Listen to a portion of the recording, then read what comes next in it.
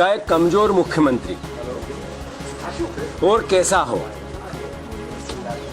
100 दिन तक जिसने मंत्रिमंडल का गठन नहीं कर पाया, 10 दिन तक जो विभागों का बंटवारा न कर पाया, 4 बार के मुख्यमंत्री जो अपने आप को स्वयंभू टाइगर कहते हैं, मलाईदार विभागों के झगड़े के लिए मध्य प्रदेश को पूरे देश में बदनाम कर दिया। सरकार गिराना, खरीद फरोख्त करना, जो धन सरकार गिराना और विधायकों को खरीदने में लगा उसकी वसूली कौन करे, इस पर विचार करना और झगड़ा करना, इंटरनल झगड़ा करना। मलाईदार विभाग, जो लोग अपने आप को टाइगर कहते हैं, और मलाई तो बिल्ली खाती है, हमने मीडिया डोमेन में देखा मलाईदार विभागों का झगड़ा है।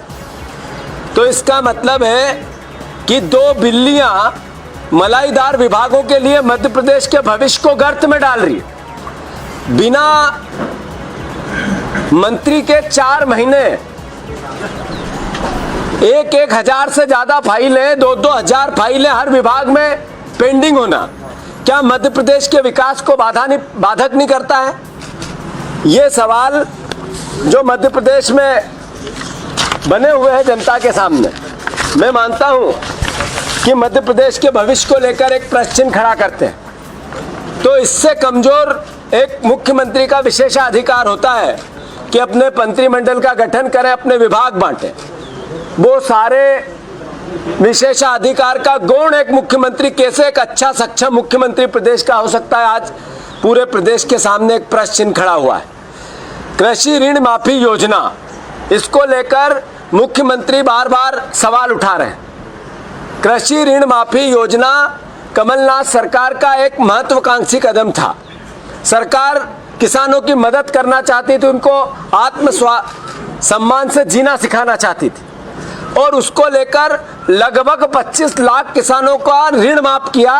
और उस पर अगर पीछे के दरवाजे से बैठी हुई सरकार, धक्का देकर कुर्सी हथियाई हुई सरकार प्रश्न चिन्ह खड़ा करती है, मुख्यमंत्री प्रश्न चिन्ह खड़ा करते हैं, तो मैं उनको चुनौती देता हूं। मुख्यमंत्री शिवराज सिंह चौहान, आप जब चाहो, जिस मंच पे चाहो, टेलीविजन की डिबेट पे चाहो, आपके मंत्रालय में आकर माफी, आपके ऑफिस में जब आप समय दे तब, आपके घर पे तब आप समय दे तब, पब्लिक डोमेन में, पब्लिक प्लेस पे, जहां मुख्यमंत्री की इच्छा हो, किसानों के ऋण माफी की योजना को लेकर तर्कसंगत चर्चा करने के लिए कांग्रेस पार्टी तैयार है। जहां वो कहेंगे वहां मैं आऊंगा। किसानों का ऋण माफी की योजना को बंद करने के 100 बहाने बनाने की आवश्यकता नहीं है। एक सरकार, आप पीछे के रास्ते पे बैठे हो, तो 2 लाख रुपया तक के ऋण माफ करना आपका दायित्व है, आपको करना चाहिए। एक किसान जिसने आज से वोट दिया और एक सरकार को चुनी कि मेरे 2 लाख रुपए के ऋण माफ होंगे, अब उससे आप बहाने बनाते हो, झूठ बोलते हो, इधर उधर की बातें करते हो। मैं मानता हूं कि ये उस किसान का मजाक है, उसके साथ अन्याय है, अत्याचार है, और अगर ये सरकार इस अत्याचार को बहाने बना के करती रही तो किसान देख रहा है। जब हम किसान ऋण माफी की बात चालू करते हैं तो इनका कृषि मंत्री उसको पाप बताता है। जब हम किसान ऋण माफी की योजना की बात करते हैं तो इनके प्रदेश अध्यक्ष बीजेपी के, वो कहते हैं कि किसानों का ऋण माफी नहीं हुआ, कमलनाथ पर मुकदमा दर्ज होना चाहिए। तो मैं चुनौती देता हूं कि मुकदमा दर्ज करो, प्रदेश का किसान आपको सबक सिखाएगा। फिर मुख्यमंत्री कहते हैं सिर्फ 6,000 करोड़ रुपया माफ किया। ये पूरी सरकार को समझ ही नहीं आता है कि हम किसान ऋण माफी के बहाने कैसे बनाएं। और एक मिस्टर विभीषण, जिन्होंने कहा था किसान ऋण माफ न होंगे या माफी में देरी होगी तो मैं सड़क पे आऊंगा। आप किस तरीके से और कब सड़क पे आएंगे? 2 लाख रुपए तक के कर्ज माफ नहीं होंगे किसानों के। मैं मानता हूं कि ये सब बातें मध्य प्रदेश का किसान देख रहा है। आपको तो सिर्फ मलाईदार विभाग चाहिए। अब किसान ऋण माफी का मुद्दा मिस्टर विभीषण के लिए नहीं बचा, अब मलाईदार विभाग उनके लिए प्रमुख प्रायोरिटी हो गई है। मैं मानता हूं कि क्या हुआ उन मुद्दों का जिसके लिए सरकार से और सम्मान के लिए सरकार को गिराया था। अतिथि विद्वान, अतिथि शिक्षक, क्यों भूल गए उनको आप? हमारी सरकार थी, हमने चॉइस फिलिंग कराकर, पद नए क्रिएट कराकर अतिथि विद्वानों के लिए न्याय संगत व्यवस्था कर कर उनकी पूरा भरपाई हो, वापस वो काम पे लगे, ये व्यवस्था बना के दी थी। मेरा ही विभाग था। केवल आमंत्रण पत्र देना रह गए थे, आमंत्रण पत्र अतिथि विद्वानों के। 4 महीने से ये सरकार वो नहीं कर पाई। मैं मानता हूं अतिथि विद्वान और अतिथि शिक्षकों के लिए भी ये एक अन्याय है, उनके साथ अत्याचार है। 4 महीने पिछले जो गए, अतिथि विद्वान और अतिथि शिक्षकों को लॉकडाउन के दौरान की तनख्वाह इस सरकार ने देनी ही चाहिए। साथ ही साथ उनको जितनी जल्दी हो आमंत्रण पत्र, वापस वो काम पे लगे। अन्यथा जो मिस्टर विभीषण कहते थे कि मैं सड़क पे आऊंगा, तो मैं उनसे आग्रह करता हूं कब सड़क पे आएंगे वो। मैं मानता हूं कि ये सारी बातें, सारी घटनाएं, इनके खाने के दांत कौन से हैं और दिखाने के कौन से, ये स्थिति स्पष्ट करती है।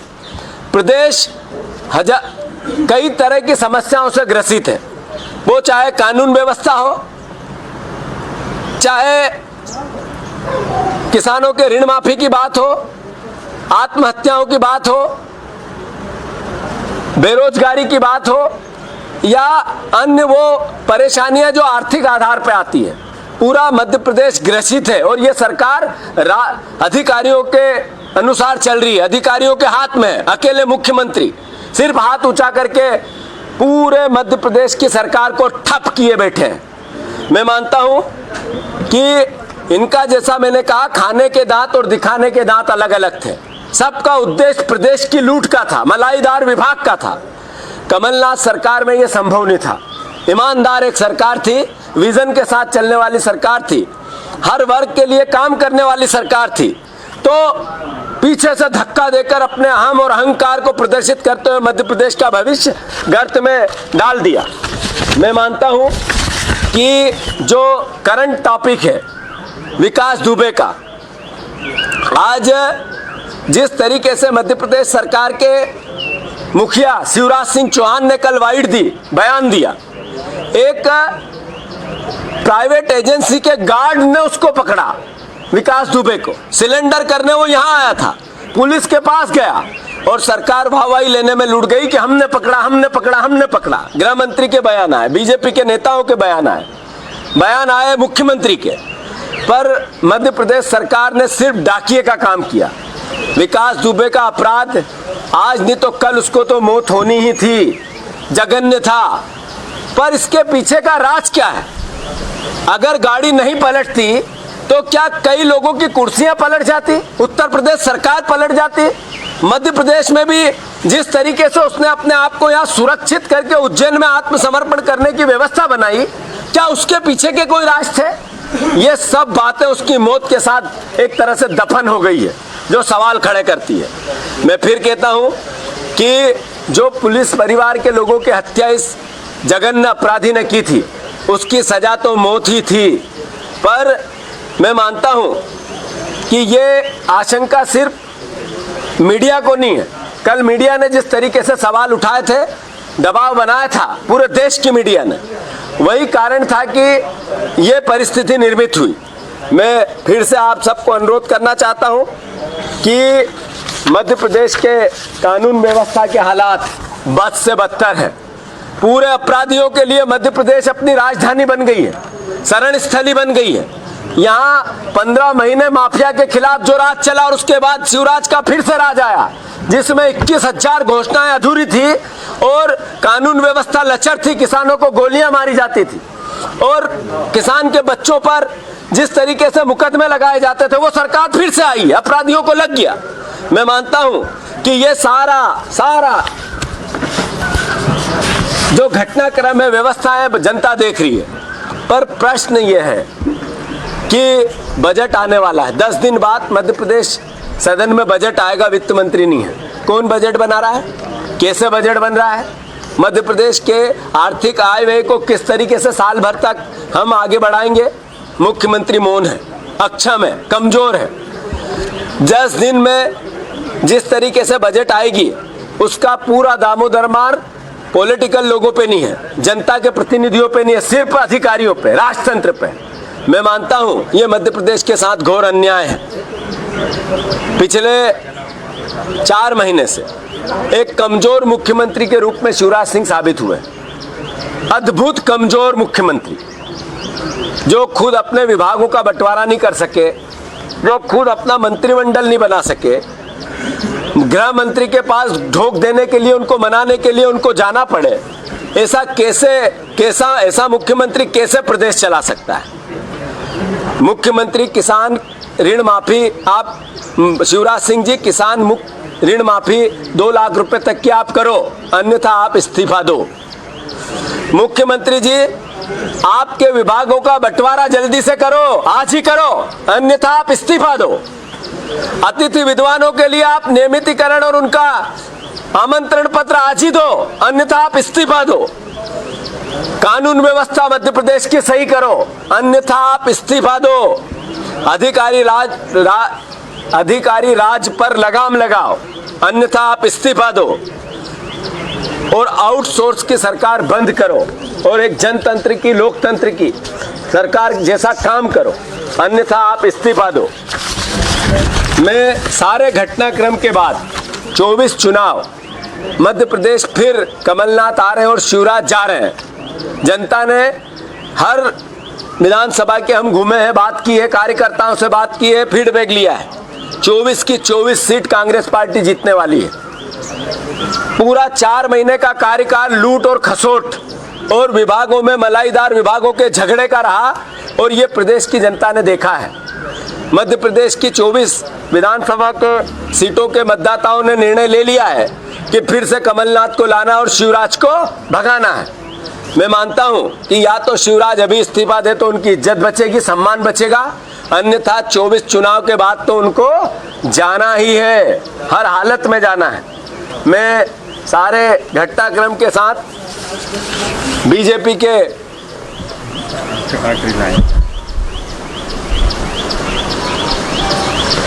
मैं मानता हूं कि इन सब बातों को लेकर मध्य प्रदेश की जो स्थिति है उस पर इस सरकार ने संज्ञान लेना चाहिए, किसानों का कर्ज माफ करना चाहिए, अतिथि विद्वानों का को ध्यान में रखते हुए निर्णय लेना चाहिए। ये हमारी कांग्रेस पार्टी की मांग है। अब पूछ लो आप जो भी पब्लिक डोमेन में किनको बचा रहे हैं, वो बात हो गई है। ये और प्रेस ब्रीफिंग इसकी हो जाएगी। सर, विकास दुबे के मामले में कांग्रेस क्या सीबीआई की जांच की मांग करी? हमने जो हमारा स्टैंड था मैंने स्पष्ट कर दिया। ये तो जरूर है कि जितने अपराध था वो जिस तरीके से 8 पुलिस के परिवार के लोगों की उन्होंने शहादत ली या जान ली, वो अपराध माफ़ करने योग्य नहीं था। आज नहीं कल उनकी मौत होनी थी, पर गाड़ी पलटी, जीप पलटी, अगर ये नहीं पलटती तो कई नेताओं की कुर्सी पलट जाती। भारतीय जनता पार्टी के नेताओं के साथ उसके विकास दुबे के जो फोटो पब्लिक डोमेन में आए हैं, इसका मतलब है वो मध्य प्रदेश के भी और उत्तर प्रदेश के भी। इसका मतलब है कि कुछ न कुछ तो राज है। इन सब बातों पर जांच होनी ही चाहिए। सर, उपचुनाव को लेकर आप दावा कर रहे हैं कि कमलनाथ वापस आएंगे, मुख्यमंत्री बनेंगे आप जीत की स्थिति में। आपको क्या लग रहा है कि सरकार जिस तरीके से ग्वालियर चंबल में कोरोना के आंकड़े आ रहे हैं, तमाम चीजें आ रहे हैं, चुनाव बढ़ाने की कोई साजिश कहीं लगती है क्या? इस तरीके की संभावना आपको लगती है? मैं मानता हूं कि हम अगर चुनाव आयोग आज कराने की घोषणा करे, कांग्रेस पार्टी तैयार है। हम मांग करते हैं जल्दी से जल्दी चुनाव। मैं मानता हूं कांग्रेस पार्टी ये आभास रखती है कि जिस दिन चुनाव होंगे शिवराज जी चले जाएंगे। यही कारण है कि चुनाव डिले कराना चाहते हैं। मैं मानता हूं कि जितनी जल्दी चुनाव हो, चुनाव आयोग का अपना विशेषाधिकार होता है, पर कांग्रेस पार्टी तैयार भी है और मांग भी करती है जल्दी चुनाव करा। मुख्यमंत्री कमलनाथ फिर आएंगे और शिवराज उसके बाद जाएंगे। ग्वालियर की 16 सीटें जो हैं वो बेहद अहम है। क्या माहौल अभी फिलहाल ग्वालियर में कांग्रेस? मैंने जैसा कहा हमारी माइक्रो लेवल पर जैसा हमारी पार्टी का निर्णय था कोविड को लेकर सरकार के साथ खड़े होना, जनता की सेवा करना, हमने पहली प्राथमिकता उसको दी। किसानों के हितों की रक्षा करना पहली प्राथमिकता उसको दी। पर चूंकि भारतीय जनता पार्टी को किसी भी प्रकार से प्रदेश के हितों की रक्षा का कोई या प्रदेश के हितों की कोई चिंता ही नहीं है, सिर्फ चुनाव में, कैंपेनिंग में और मैनेजमेंट में जाना है। एक मुख्यमंत्री शिवराज सिंह चौहान पिछले 4 महीने से कर क्या रहे? मैं कुर्सी पे बना रहे। इसके अलावा कोई काम ऐसा जो प्रदेश का हित का हो, एक निर्णय लिया हो तो बताओ। तो मैं मानता हूं कि 24 चुनाव की हमारी जो स्ट्रेटेजी के पार्ट पे हमने जनता से फीडबैक लिया। 24 के 24 चुनाव कांग्रेस जीतेगी, कमलनाथ फिर आएंगे और शिवराज जाएंगे। मुख्यमंत्री जी पूर्व मुख्यमंत्री जी से कुछ सवाल कर रहे हैं आजकल बिल्कुल पब्लिक डोमेन। कमलनाथ जी ने कल एक 4 सवाल मुख्यमंत्री जी से किए थे, वो फिर से कांग्रेस पार्टी दोहरा रही है कि आप आरोप प्रत्यारोप की शिवराज सिंह जी राजनीति बंद करो, आप अब सरकार में हो। ये सरकार की पिछली योजना अधूरी है। हमने 25 लाख किसानों के कर्ज माफ कर दिए 2 चरण में। तीसरा चरण 7 लाख किसानों के कर्ज माफी का चालू था, उसको बंद क्यों किया और चालू कब करो? और उसके बाद 2 लाख रुपए तक का एक और चरण, तीसरा चरण, वो कब चालू करो? 2008 में आपने 50,000 के ऋण माफी की बात की किसानों का, वो कब दोगे? 15 साल, 2008 से आज 15 साल होने को आ गए। और मुख्यमंत्री के तौर पर 21,000 घोषणाएं आपकी पिछली अधूरी है, उनको पूरी कब करोगे? शिवराज सिंह चौहान ये भी बताओ। ठीक है हो गया सब? अरे मैंने इस किसान कर्ज माफी और किसी भी डोमेन पे हो, चाहे सदन हो, चाहे मुख्यमंत्री का ऑफिस हो, चाहे उनका घर हो, चाहे पब्लिक पैलेस हो, चाहे मीडिया हो, मैं चुनौती देता हूं शिवराज सिंह चौहान को। वो जब चाहे जब हम आपस में कांग्रेस पार्टी और मुख्यमंत्री बात कर सकते हैं, वो जहां कहेंगे वहां हम आने को तैयार है। पर 2 लाख रुपए तक का किसानों का कर्ज माफ करे, ये हमारी मांग है। सरकार को असंवैधानिक भी बता रही है कांग्रेस की, असंवैधानिक सरकार है, मंत्री पद ज्यादा बांट दिए, सदस्य कम है। बिल्कुल सही है कि 15% सदस्यों के आधार पर मंत्रिमंडल का गठन होना चाहिए। ये लालची और लोभी सरकार अपने मैनेजमेंट के लिए उससे ज्यादा संविधान को ठेंगा बता के मंत्री बना चुके हैं। जितनी जल्दी हो ये सदन में भी हम बात उठाएंगे, राज्यपाल से भी मांग करेंगे और इसका कोर्ट में भी जाने की व्यवस्था बनाएंगे कि 15% से ज्यादा आप कैसे मंत्रिमंडल का सदस्यों से आधार पर गठन कर सकते हो? इसका मतलब है कि इस मुख्यमंत्री को, इस सरकार को प्रदेश के हितों और संविधान से कोई आस्था नहीं है, सिर्फ अपने चुनावी मैनेजमेंट से मतलब है। ये घोर अन्याय है।